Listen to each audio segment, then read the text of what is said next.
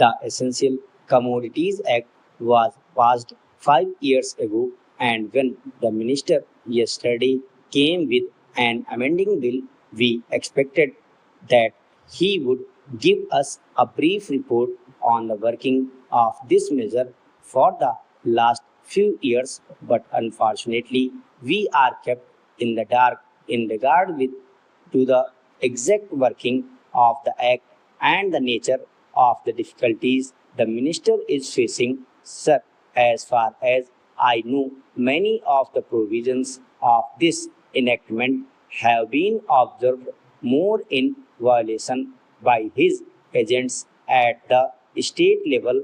The food minister may be very earnest, may be very able, and may be very anxious to see that the various provisions of the Act are implemented in the most effective manner at the state level, but unfortunately, his agents at the state level are not equally enthusiastic or equally anxious to observe the provisions of this enactment. The most important objectives of this enactment are to control the supply and distribution of commodities and to maintain a stable price level. In regard to both these aspects, I am afraid that the government is government has failed to realize the objectives in view. Some time past, when there was scarcity of food grains, attempts were made to make procurement from certain wholesale merchants and from rice mills.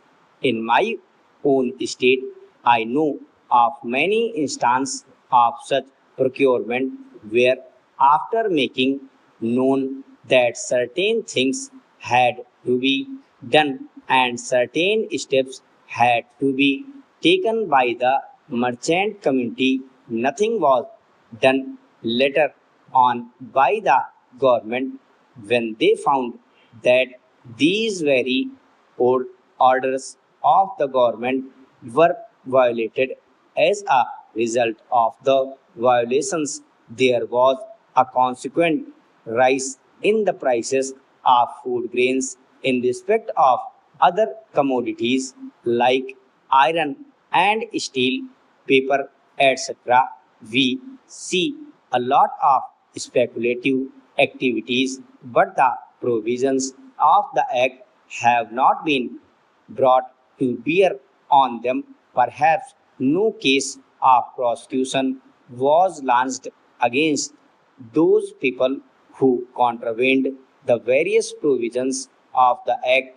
We are interested to know in how many cases the government have taken steps to prosecute individuals who have violated the various sections of the Act. The minister said that the powers under the Act were not adequate.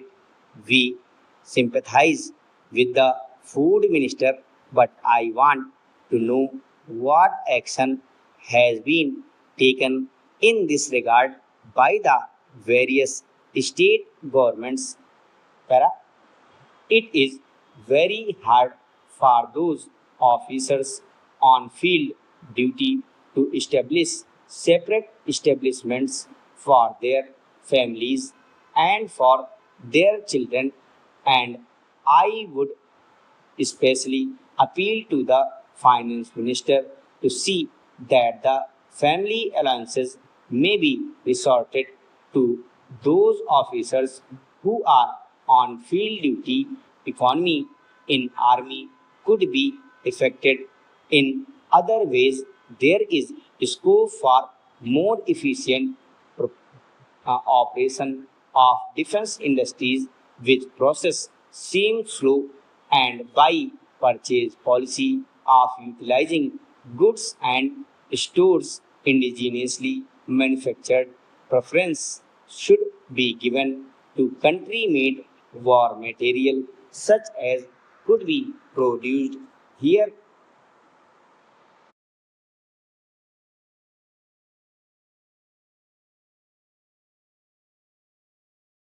Like, comment, and subscribe.